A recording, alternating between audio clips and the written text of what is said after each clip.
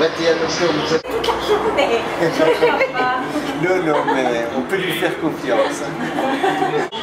Aussi, Kovalainen, voici Roux monté. Bien vu de la part de... Bon. Alors, Paolo, comment peut-on faire un film, un long métrage, avec un budget de 7 000 €? Bon, évidemment, c'est vraiment pas évident, puisque le prix moyen d'un film, un long métrage en Belgique, c'est 2,2 millions. Wow. Le dernier de Frère Dardenne, c'est 5 millions. Voilà. Mais en fait, bon, moi, dans mon petit, ce qui s'est passé, c'est que j'ai écrit ce film pour pouvoir le tourner avec 5 000 €. Donc, j'ai un peu dépassé le plafond. Oui. En fait, ce qui s'est passé, c'est que tous les comédiens, toute l'équipe technique a joué gratuitement, donc ils sont tous bénévoles. Donc il y en a qui sont venus de Paris et dans les comédiens, donc il y a ça qui a joué.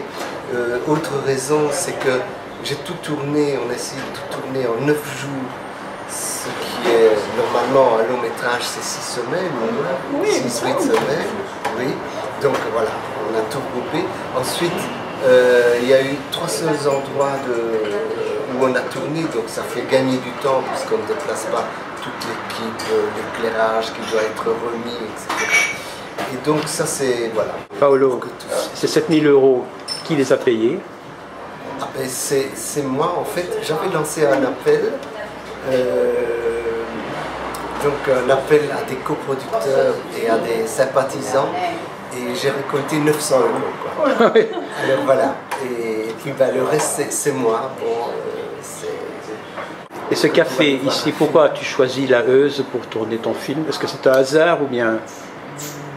Non, en fait c'est un endroit, j'ai cherché pendant un an pour trouver un café idéal qui se situait, disons, idéalement au point de vue,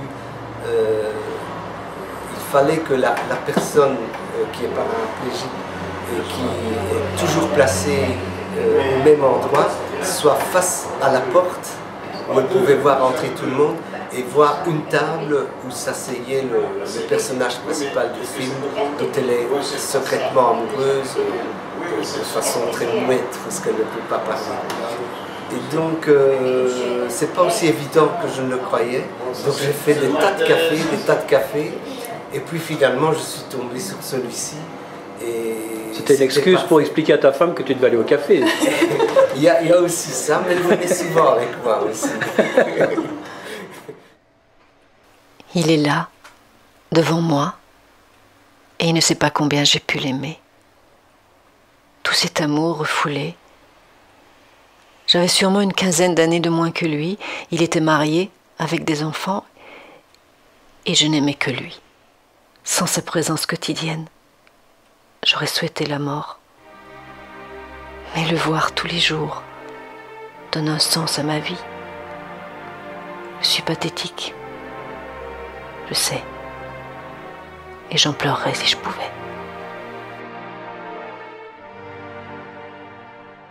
Et maintenant, comment vas-tu continuer ta route?